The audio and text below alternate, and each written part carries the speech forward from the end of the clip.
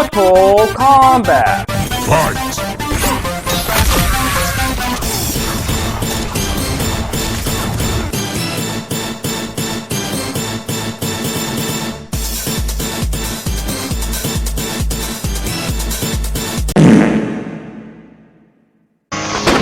For the last 20 or so years, my favorite fighting game has been, well, Mortal Kombat. I have a lot of childhood memories with Mortal Kombat. I used to get my ass beat by my cousin who would just spam the noob teleport over and over again. And then later in life, I would play my father, and then he would, guess what, also beat my ass. My ass. I've played every single game that NetherRealm Studios has made, starting with the very first Mortal Kombat to Mortal Kombat 1. And yes, I know the name's confusing, just know that Mortal Kombat was the first one, and Mortal Kombat 1 is the new one. Recently, Twitter has been doing its usual thing of talking shit, and the most recent thing they hate is Mortal Kombat 1. Now, the Twitter hate is actually kind of warranted, given its really terrible launch, its buggy design, and more recently, we've discovered that there's a very low entry for the world's biggest fighting game tournament, EVO. So today I want to talk to you about why people are so mad about Mortal Kombat 1,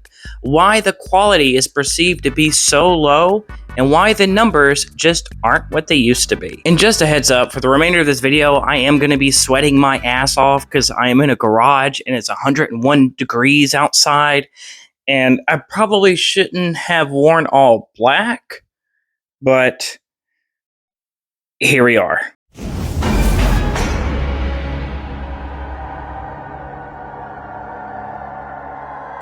So to understand where the game is now, we have to understand what the game offers. Mortal Kombat, like most other big titles, is mainly a casual fan base. 90% of the sales are from casuals who just want to play the story and then maybe grind out the seasonal rotations. So what does this game offer them? Well, firstly, they offer you a story mode that's about 6 to 8 hours long, and in this story, they reboot everything, which is in typical Mortal Kombat fashion. In this reboot of the storyline, Liu Kang is now the God of Time, which is an extension off of the previous iteration of Mortal Kombat, and he rewrites the timeline to have a more peaceful outcome. But let's face it, it's Mortal Kombat. If it was peaceful, we wouldn't even have a game to begin with. Every character's design and backstory is either slightly changed or entirely changed. For example, Raiden is no longer the Thunder God, he's now the Chosen Dragon Warrior. They changed how Baraka's backstory is, they even changed what Reptile looks like and what his backstory is.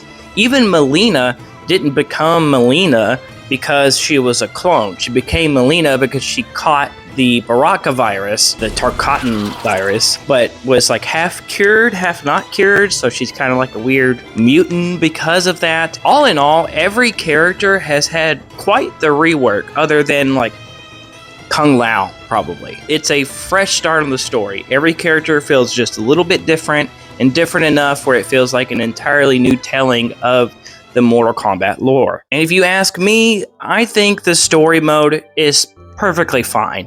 I don't have any real complaints about it. Mortal Kombat 11 easily had the best story mode, but they also had an expansion called Aftermath for that story mode, which added even more to the content, which we currently don't have for Mortal Kombat 1, but there's rumor that we're gonna be getting some soon. Ooh. The only real complaint that I would have for Mortal Kombat 1's story is the length is very short. It's 6 to 8 hours.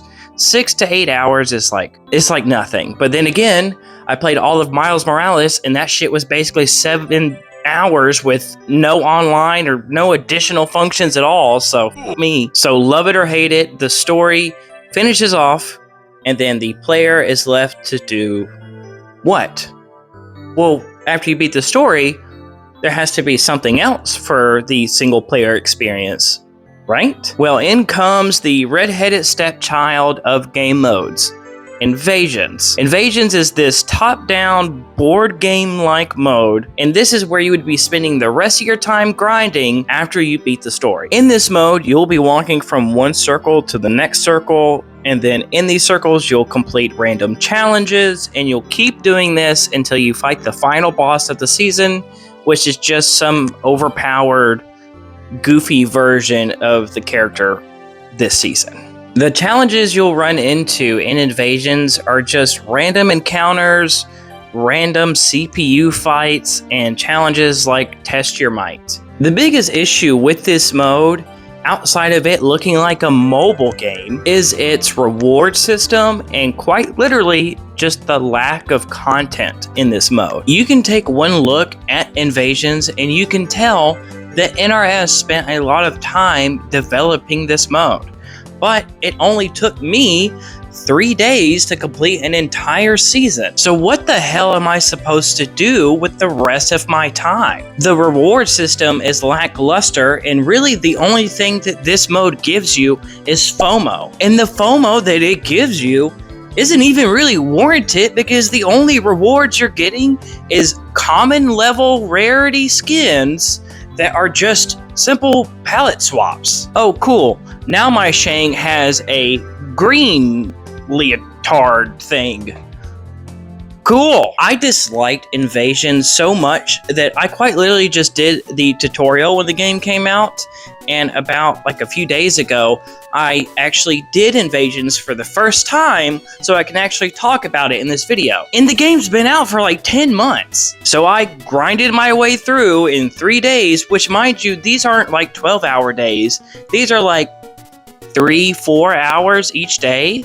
Maybe, if that. So I played a bunch of really easy, really boring NPCs over and over and over and over until eventually I got to the final boss, and that was, I mean, it was kind of funny because the way that they would have Reptile like run back and forth on the ground, but outside of that one moment of humor, I just didn't have fun with it. Now, me personally, I may not be the most casual player in the world, but I know at least most people agree with me when you go online that Invasions is just not fun. One thing that really stung when this game released is that there was no crypt. And that's disappointing because the crypt was perfected in Mortal Kombat 11. Having to walk this already pre-built path from placement to placement just feels grindy and time wasting just to be that, just to waste your time. At least in the crypt for Mortal Kombat 11 and most of the other iterations,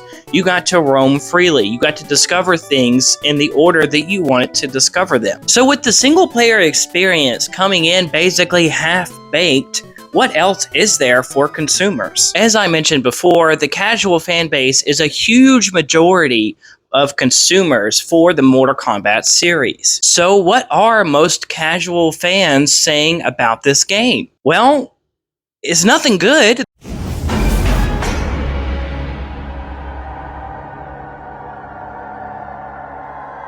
So let's address the elephant in the room: cameos. The casual fan base hates this mechanic. They hate it with a burning passion. If you ask me, I think the cameo system is fine. I actually rather enjoy it. And I think personally that this is the best form of game mechanics we've had since, I guess, MKX at least. But I think the cameo system is fine. But the other side of the community can't stand it. They do not want it in their game. So why do they hate this new cameo system?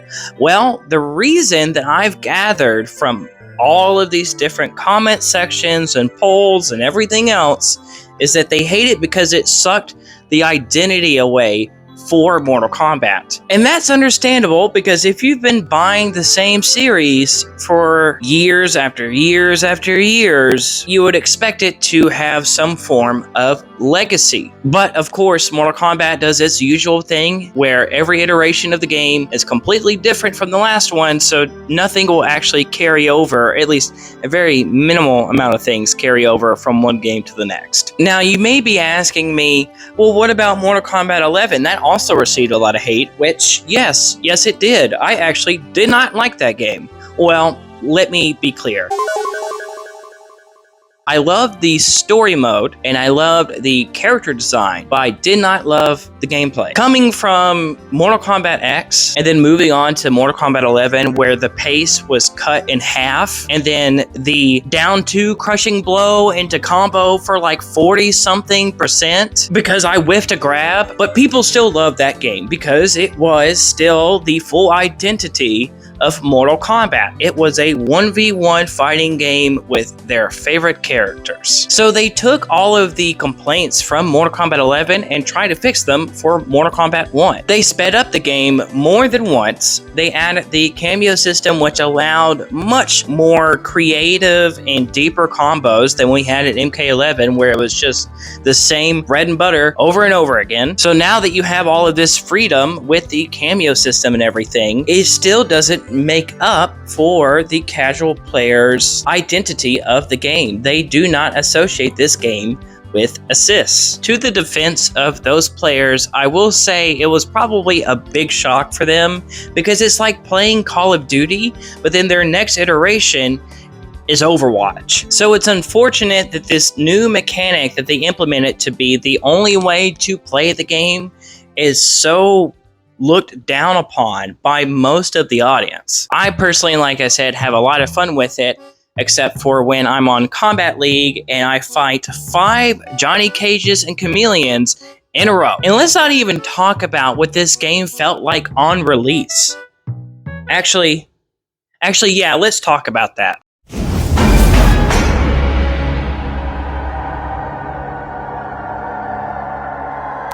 Mortal Kombat 1 probably had the worst launch out of any NRS game in history. So let's start before the game even came out. About 2 weeks or so before the game's release, they actually removed the word crossplay from the store page description, meaning that they had intended to have crossplay on launch and they go, oh, we fucked up, and they removed it because it wasn't ready yet. In 2024, which at the time of release it was 2023, there is no reason to not have crossplay in any game. And so the game releases, and there's even more issues. PC players like myself couldn't even launch the damn game. And then finally, you pay for this $120 purchase of this pre-released game. You can't launch it.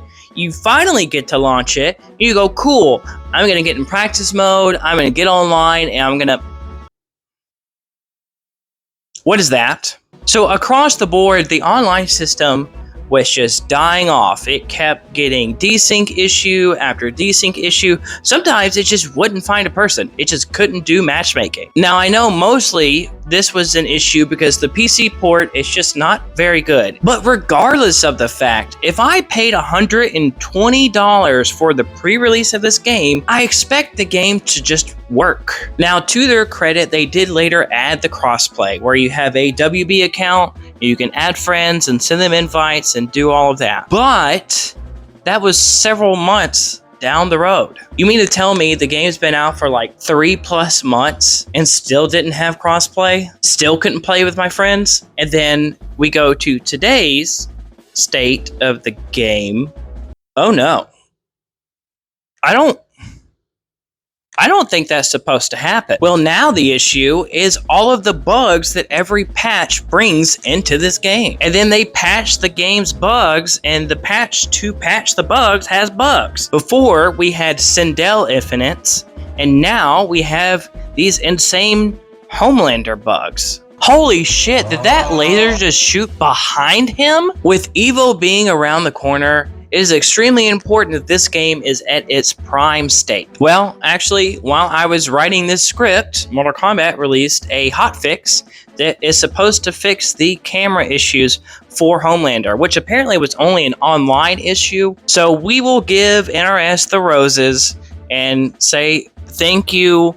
Thank you, Ed Boon. When a game feels this unstable, where any fix or patch could break something, it takes a lot of the motivation out of players traveling to go to these tournaments and spending thousands of dollars just for a shitty quality mechanic or bug or something to happen during their game. I mean, just take one look at Chameleon and tell me that FanLift is supposed to work this way. Now, before I dive into the esports part of the MK community, I want to focus a little bit more time on my online experience in this game. So now that we've talked about the single player experience, we've talked about casuals just leaving the game behind, and talked about the overall quality being low of the game, what's left? Well,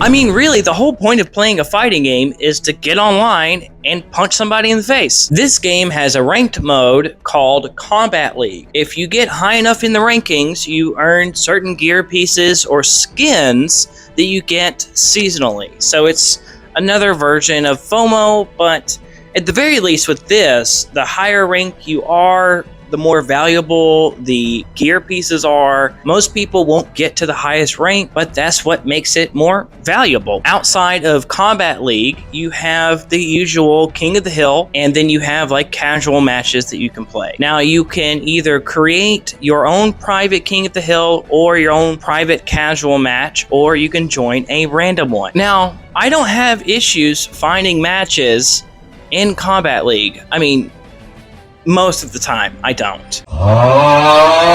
But let's say I want to play in a King of the Hill. Well, I can tell you from my own personal experience on PC, it doesn't exist. It's a desert wasteland. There is nobody on King of the Hill. Now, here's the thing. King of the Hill, casual, ranked, they're all fine in theory, but one thing that they took away from us that we have in previous titles is a lobby system. What was great about the lobby system is you get a list of rooms, and you could say, I want to fight specifically this guy. And you could go to that room, and you could tell your friend, hey, let's go beat up this other guy in the King of the Hill. You can't do that anymore. They took out the lobby system completely. And honestly, my favorite moments of playing the Mortal Kombat titles was back in MK9 on the lobby King of the Hill system.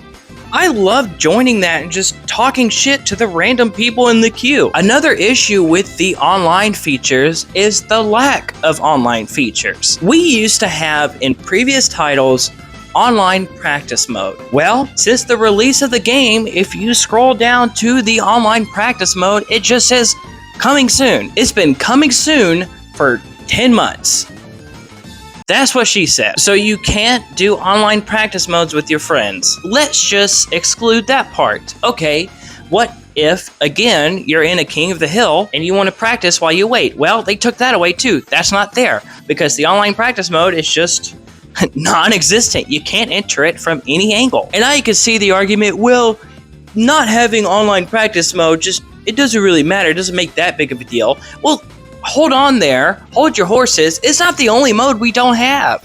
We have a mode that's called Warrior Shrine that's right next to Kombat League. This has said coming soon for 10 months, and we don't even know what the fuck it is.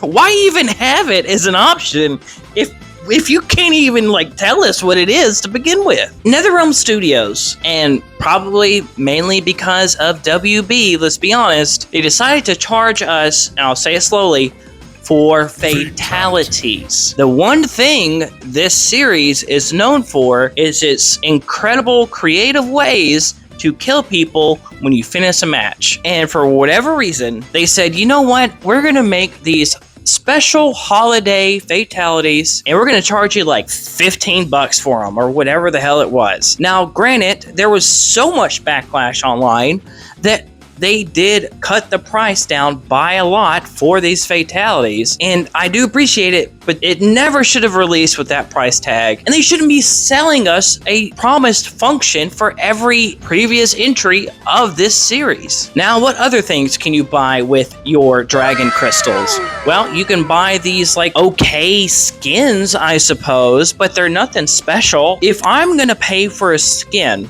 I need that skin to have crazy particle effects. I want fire. I want some neon bright colors that glow in the dark. I need something that feels like they put real effort into the skin. So why in Liu Kang's Green Earth are we stuck with these microtransactions when they didn't exist before? Well, it all starts with WB.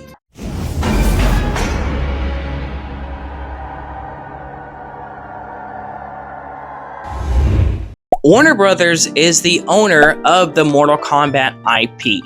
And to my knowledge, NetherRealm Studios is contracted to make games for Mortal Kombat every so many years. And considering that the same team has been doing this for a really long time, it would make sense for Warner Brothers to just continue having NetherRealm Studios make the game. But WB hasn't exactly had the best track record for making a game that an audience would enjoy. Oh my god, it's hideous! WB announced not that long ago that they wanted to focus on more live service games. In case you don't know, live service games just mean games with continuous support, kind of like World of Warcraft or something. But live service games typically mean frequent updates and patches and a lot of microtransactions. Do you see where the dots are connecting now? So if WB wants to focus on live service games, and Mortal Kombat has rotating seasons and microtransactions, it feels like Mortal Kombat is now a live service fighting game, is it not? So you have this careful balance of NetherRealm Studio trying to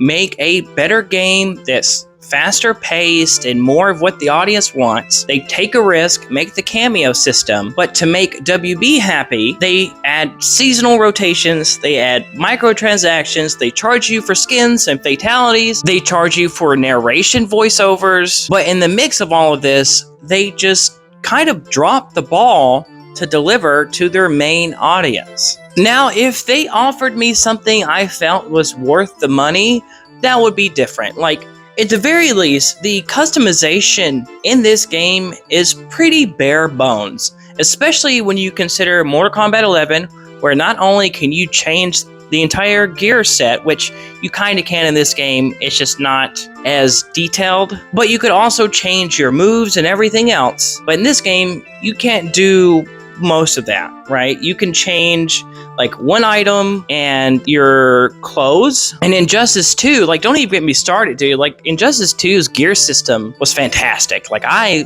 loved their gear system. But this game, it's just not doing it for me. Now, if they offered something that was a legendary status, crazy particle effects skin, Maybe I would buy that. Maybe they offer something like special intro and outro screens for your characters. Maybe they offer certain themes for a character where all of your abilities now are a different color. Similar to what the Raiden skin looks like with the red lightning. I would appreciate if other characters had the same treatment, where you could buy some themed pack or something where this character has a brand new skin, it's fully functional, everything looks great, and all of the colors change on all of their moves. That would be awesome. I think that would be a great addition and make it somewhat worth the microtransaction. But with the chance of this being a live service game and it having continuous support for a long time, my hopes is that it's just going to continue to improve. Maybe in the future they can add features that make the game feel whole. Because let's be honest, the game does feel like it's missing its heart. There's nothing beating underneath that carcass. It's kind of hard to explain, but I hated Mortal Kombat 11. But I will be the first to admit that Mortal Kombat was a complete game. You got your money's worth in Mortal Kombat 11. This is not a complete game. It does not feel like a complete game. It does not function like a complete game. So with all of these issues, who's still playing this game? I am. I'm still playing it. But that would be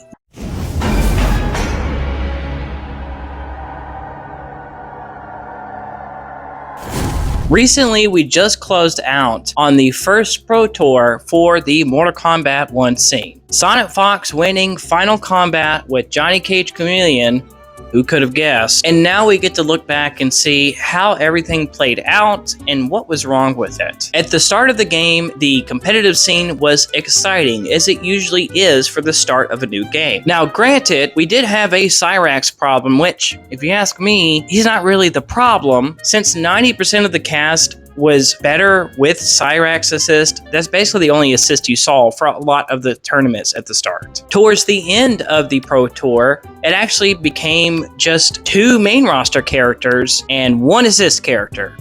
Chameleon was everywhere.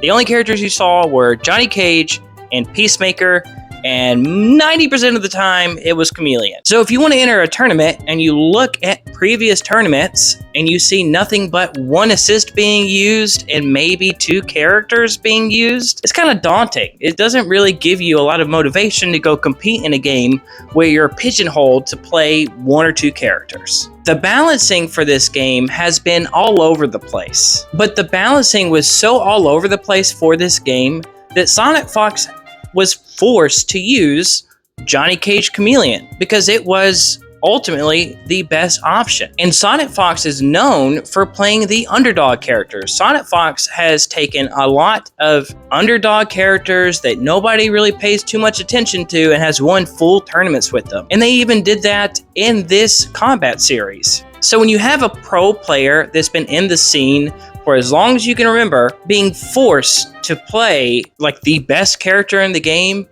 you know it's a problem, because that means ultimately there's really no choices. Well, you might be asking me, well, why does that matter if you're playing for money? Don't you want to play the best character in order to win? Which, yes, you do, but what are you winning? How much money are you getting? Well, in Final Kombat, the total pool was $200,000.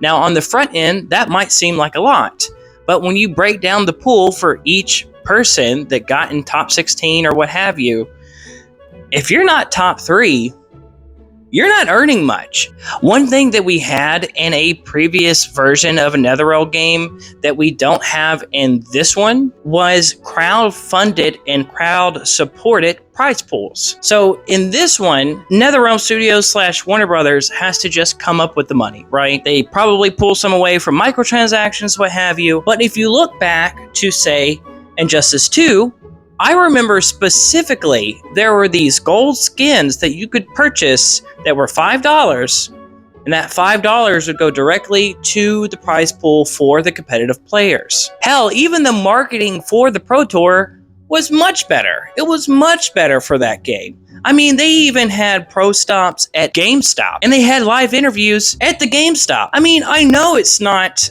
that big of a deal because not many people go to GameStop as much anymore, but it was something. Like, it was something. You got to see more of what the marketing was in advertising for the pro tournaments than you have the entire 10 months this game has been out. I don't even remember seeing a single trailer personally, except for, okay, I think I saw one trailer. I think I saw one trailer for the entire time of this Pro Tour. And that's it. So it doesn't exactly fill the players with confidence that the game's not being advertised or marketed for its Pro Tour. The prize pools are so low that a lot of the players aren't even going to the tournaments. Most of the players that did play these games have actually just converted into content creation. They don't even enter in the tournaments, at least not most of them. Now, a lot of the time, the expenses are weighed off by advertisers. The problem is, Mortal Kombat is probably like the least advertiser-friendly game to exist. The game's entire purpose is blood and gore, and it's so bad that even the content creators that try to support this game and play it for their channel can't even show you the cool parts because they have to discolor everything just so they don't get demonetized. So when you have a game that's not friendly to advertisers and it's not friendly to its competitors because of the balancing issues, and it's not good for the casual fan base because of the cameo system, I mean, you're not going to get much out of it. Granted, this game has been out since September and it still has time to breathe and live and get more patches and more updates. This whole video really was rooted because of the entire discussion on why there's so little entries for Mortal Kombat's very first EVO. Well, Mortal Kombat 1's first EVO. I would like to argue that the game doesn't have a very long lifespan regardless of which iteration There's a lot of hype in the first season, in the first year, and then it dies off. And considering that this game has been around for as long as it has, since September of last year, and just now Evo's coming around, of course the numbers are not going to be as great as it initially would have been if the game came out 2 months ago. I think I just spit. It's extremely important for communication for a game with such a huge fan base. Without that, the game's just going to crumble on its own feet. But Beta, why are you spending all this time just shitting on the game? I thought you liked Mortal Kombat. Thank you, other Beta. I absolutely understand where you're coming from. Yes, I do love Mortal Kombat, and there is a reason why I'm shitting on this game. It's because I want it to be good. I want it to be the best it possibly can be. So what can they do to change it? Is there anything they can do to change the minds of casual players and competitors?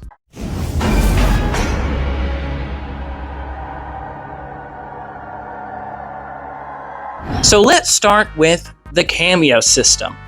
Now, I think the cameo system is fine. I think a lot of the cameos need to be buffed, but we're not talking about buffs and nerfs right now because that's an entirely different conversation. But we're just going to talk about what we can do to help casual players come back to the game. Well, really, there's only one option. If they added a mode, it doesn't have to be the main mode, but if they added a mode that just took away and turned off the cameos, I think that would give enough reason for the casual players to come back and play the game. They can have their own separate ranked mode, their own separate casual mode, everything.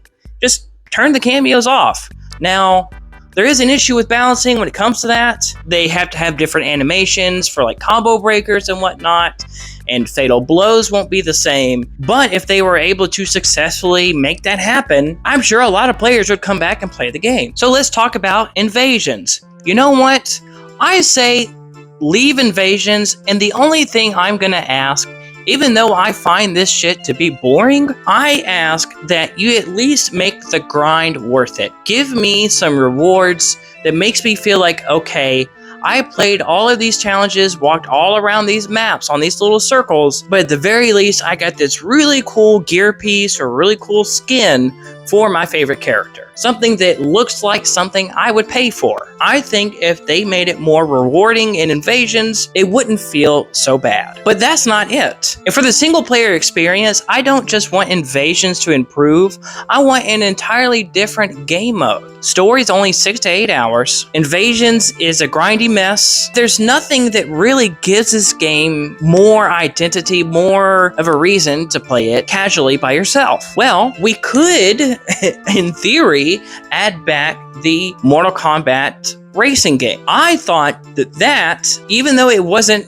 better than Mario Kart, was an incredible addition to the game. I feel like they kind of strayed away from the super fun, like goofy, weird stuff that you could do and just went for just all in on invasions. If you look at a game like Tekken 8, they have a volleyball mode, which is hilarious. You don't have anything like that in Mortal Kombat. There's nothing that really gives you like this super goofy fun, let me put it on the living room TV, on the couch, and play this goofy mode with my friends. There's nothing there for that. And this title in this series is huge. There's no reason not to have something that gives you and your buddies to do other than punching each other in the face. Because at the end of the day, it's a fighting game.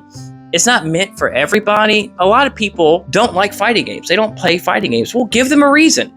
Give them a reason to buy this game so they can sit down and play with their friends and not feel stressed because they didn't block the low. Again, it doesn't have to be the Mortal Kombat racer, but it could be something. It just anything else that makes the game feel alive, something that makes it feel like it has more content, more things to do. The next thing that I would tackle is the online mode.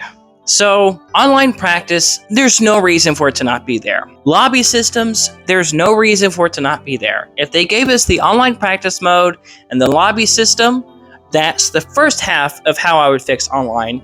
The second half is just the matchmaking in this game. It feels like it's like a worn down house. It's not built to code. The game's constantly desyncing. Now, it did have a huge issue with desyncing before, and it's gotten much, much better, but I can't tell you how many times I have matched up or attempted to match up with somebody, accepted it, the game just doesn't sync. And sometimes when it desyncs, you take a loss for no reason. I shouldn't be punished over a bad netcode. Oh, and give us the warrior shrine, whatever the hell it is. Why is it there? Just don't put it in the game, or put it in the game. Don't just tease us with some words on the screen, because we have no idea what we're looking at. Now, granted, they did announce that we're going to have a big announcement on the 26th at the San Diego Comic-Con. That type of communication, just something to sink your teeth into, is enough to keep players playing. All we really need is, hey, we are aware of this, we are tackling this. They have done that on occasion, but there's also been a point where it's like a month and you don't hear anything. If this is supposed to be like the live service version of Mortal Kombat, if it's a live service game, give us live service updates. Tell us what's going on. Even if you don't know what's going on, tell us you're looking into it at the very least. But ultimately, those are the changes I would make to improve the game. I think if you tackled all of those things, which I know is a big ask, but I think if you tackled all of those things, you would make a lot of people happy and you'd probably have some returning customers. And again, I do say all of this from a place of love. Mortal Kombat has been a milestone for me. It is some of my best memories in my childhood. So I really just want this to be a good game. I want this to be a great game. But if you guys have any other suggestions on what you would want to change for this game to make it better, let me know down below. Be sure to like and subscribe, because I've easily sweat about 10 pounds while I've been recording this video. I'm sorry about the delay in videos. Life happens. So yeah, I'm hoping that maybe in a month from now, I'll have another video, but we'll see. I don't know. We'll see. If you got any suggestions on what the next video is going to be, let me know. And I appreciate you watching.